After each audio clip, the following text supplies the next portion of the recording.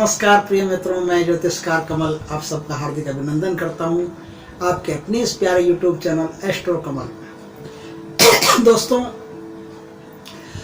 दोस्तों आज हम बात करेंगे एक ऐसे विषय पर। क्या होता है, कभी कभी हमारी शादी तो होना आसान होती है, कोई दिक्कत नहीं होती उसमें, लेकिन सबसे बड़ी दिक्कत बन जाते हैं हमारे घर वाले ही। कभी लड़की के, कभी लड़के के, कभी दोनों के। घर वाले ही विवाह में सबसे बड़ा प्रतिरोध पैदा कर देते हैं, सबसे बड़ी बाधा पैदा कर देते हैं। तो उस परिस्थिति में मामला मुश्किल हो जाता है। मेरे पास एक केस आया था, कोई यजमान थे, उनकी बुआ वो बात लेकर के मेरे पास आई थी। बोले पंडित जी, मेरी भतीजी है, एकदम गुणी ज्ञानी, पढ़ी लिखी, समझदार, खूबसूरत, सब कुछ, और इतनी ही अच्छी, अच्छे स्वभाव की, अच्छे चरित्र की, अच्छे आचरण की कि वो न तो किसी के साथ भाग करके शादी कर सकती है और न किसी के साथ जा सकती है, न कोई उल्टा कदम उठा सकती है। हम उसके लिए जब भी लड़का देखते हैं, उसकी माँ बिफर जाती है। उसकी माँ जो है वो एकदम पागलपन का शिकार टाइप हो जाती है। उसकी माँ उसकी शादी होने नहीं देती, दीवार से सर पीटना और जोर जोर से चीखना। उसकी सगाई की थी एक जगह, तो बोले वो आए थे सगाई वाले देखने के लिए लड़की को, तो उसकी माँ जोर जोर से चीखने लगी, चिल्लाने लगी, रोने लगी। तो क्या है, जिनकी जो आए थे वो भाग गए वापस। और इस तरह से एक नहीं कई बार हो चुका है। तो पंडित जी ऐसे तो शादी होगी नहीं, फिर लड़की तो मुश्किल हो जाएगी उसके लिए। अब चलो ये भी हम मान लें कि अगर कोई उसका फ्रेंड हो, कोई मित्रता हो, उसके साथ जाकर के शादी कर ले तो भी समझ में आएगा। लेकिन लड़की तो अच्छे आचरण की है, अच्छे चरित्र की है, कैसे करेगी। तुमने कहा भाई देखो, इस संसार में जो भी करता धरता है वो परमात्मा है। कर्म करना हमारा काम है, फल देना परमात्मा का काम है। मैं आपको एक कर्म बताता हूँ, वो कर्म आप कीजिए और परमात्मा की कृपा रही तो 100% आपको फल उसमें मिलेगा। पंडित जी कुछ भी हो, आप हमको कुछ न कुछ तो बताइए। उनका जी जरूर बताते हैं, क्यों नहीं बताते, बताना तो हमारा काम है।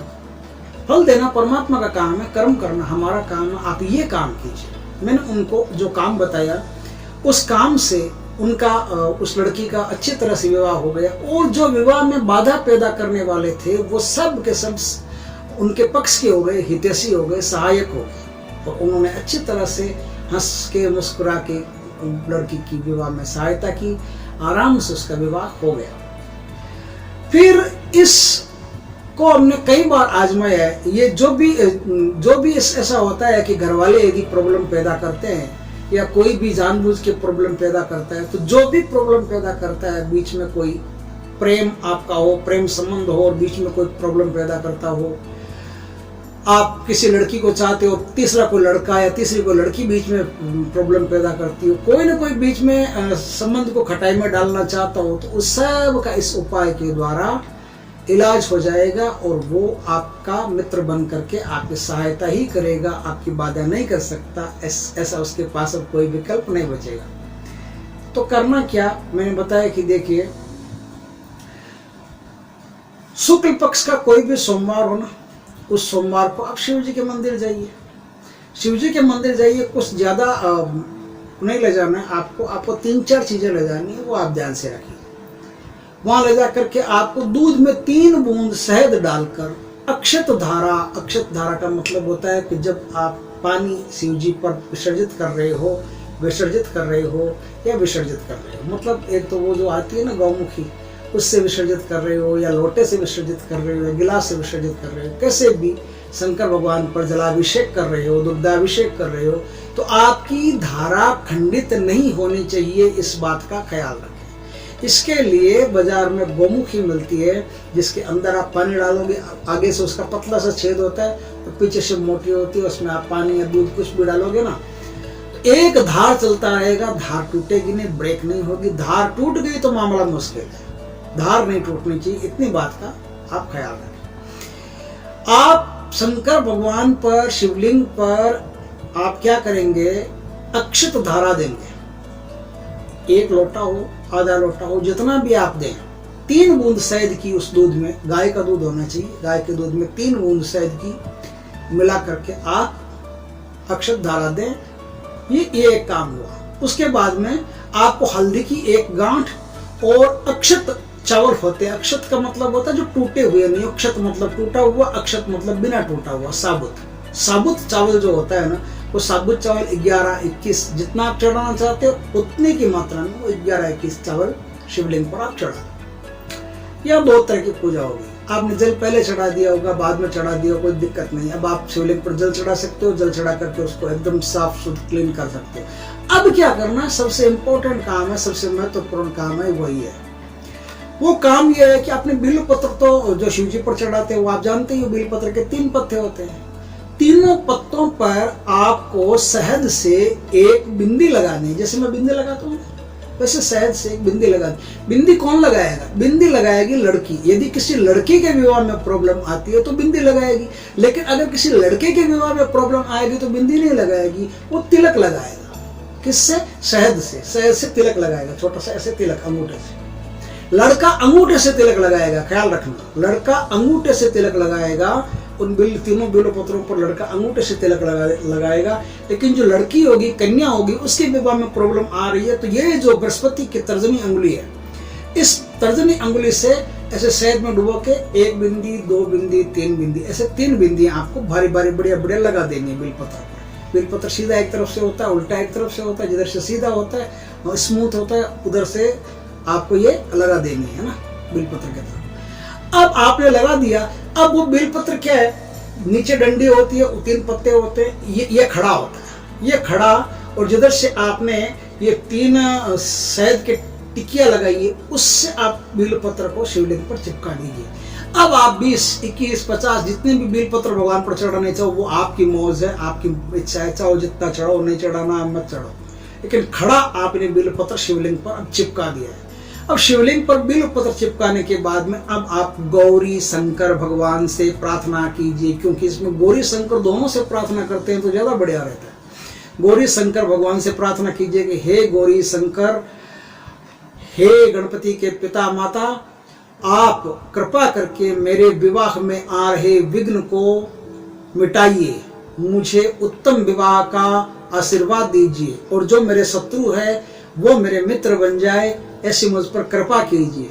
यहाँ तक आपका एक काम हो गया। अब दूसरा काम हो गया कि आपके पास रुद्राक्ष की या तुलसी की, दोनों में से कोई भी माला हो, तो अब आपको वहां पे धूप करनी है। किसी भी प्रकार की धूप हो, अगरबत्ती हो, धूप हो, वो धूप आपको भगवान के सामने करनी है। भगवान के सामने धूप करने के बाद में आप उसी मंदिर में क्या दिशा निर्धारण नहीं होता, उत्तर की तरफ मुंह करके बैठोगे, दक्षिण की तरफ मुंह करके बैठोगे, पूर्व की तरफ। मंदिर मतलब दिशा विहीन हो जाता, उसमें दिशा का कोई लेना देना नहीं होता। आप भगवान की तरफ मुंह करके बैठो, और भगवान की तरफ मुंह करके बैठ के आपको एक माला नित्य अभियान से जपनी है। कौन सी जपनी है? एक मंत्र बताता हूँ। उस मंत्र की एक माला जपनी है, उससे सारे के सारे दुश्मन आपके, आप आश्चर्य करोगे कि सारे के सारे जो बाधा पहुंचाने वाले हैं, सारे दुश्मन हैं, सब आपके लिए एकदम इजी हो गए। और जितना बड़ा आपको पहाड़ जैसा काम लग रहा था वो तो एकदम राई जैसा हो गया, छोटा सा हो गया, एकदम आसान काम हो गया आपके लिए। क्या है? अब वो मंत्र आप ध्यान से सुने। वो मंत्र बड़ा प्राचीन, बहुत पुराना, बहुत अच्छा, बहुत शक्तिशाली, बहुत पावरफुल मंत्र है। आज तक कभी फेल नहीं हुआ है। जिसने भी इस मंत्र का उपयोग किया कभी वो मंत्र फेल नहीं हुआ। तो वो मंत्र ही है, गरल सुधारी पुकारई मिताई, गोपद सिंधु अनल शीतलाई। गरल सुधारी पुकारई मिताई, गोपद सिंधु अनल शीतलाई। गरल सुधारी पुकारई मिताई, गौपद सिंधु अनल शीतलाई। इसका मतलब है कि गरल सुधा का मतलब जैसे जहर होता है ना, जहर है प्रभु, जहर आपकी कृपा से अमृत हो जाता है और दुश्मन आपकी कृपा से मित्र हो जाता है। गरल सुधा रिपु करई मिताई, दुश्मन को मित्र बना देते प्रभु, आपकी कृपा से दुश्मन मित्र बन जाता है। और गौपद सिंधु, जितना बड़ा समुद्र जैसा काम हमको लगता है, बड़ा भारी काम लगता है, वो सिंधु जैसा काम, गौपद यानी गाय का जो पैर होता है ना, उसका जो खुर होता है, उसमें जो पानी भरा होता है ना, वैसा हो जाता है, छोटा सा। गोपद सिंधु अनल शीतलाई, कितनी बड़ी आग अंदर जल रही हो, कितना बड़ा विध्वंस बीच में आ गया हो, आपकी कृपा से एकदम शीतल हो जाता है। हे भगवान, आपकी कृपा बड़ी भारी है, आपकी कृपा से कुछ भी हो सकता है। इस तरह से अनुनय विनय करके प्रार्थना आप करते जाए। ये प्रार्थना आप एक माला रोज की इस चौपाई की आप पढ़ते जाएं। आप आश्चर्य करेंगे कि जिन जिन ने आपके विवाह में प्रतिरोध पैदा किया है वो सब आपके हितैषी हो गए और अब आपके हित का काम करने में लग गए। तो ये है एक छोटा सा उपाय जिसे करने से घर वाले ही यदि आपके विवाह में दुश्मन बन गए हो, बाधा बन गए हो, तो किसी भी तरीके से नहीं मान रहे हो, वो आपके अगेंस्ट में आ गए हो, तो आप इस उपाय को करके सारे घर वालों को अपने अनुकूल बना सकते हैं और अपने उत्तम विवाह को संपन्न करवा सकते हैं। वीडियो अच्छा लगता हो तो लाइक कीजिए, कमेंट कीजिए, शेयर कीजिए और यदि पहली बार आप हमारे चैनल पर आए हो तो चैनल को सब्सक्राइब कीजिए। पास में जो बेल आइकन का बटन है वो दबाइए ताकि हमारे ज्ञानवर्धक जानकारीपूर्ण वीडियो सबसे पहले आपके पास आ सके। जय श्री कृष्णा मित्रों।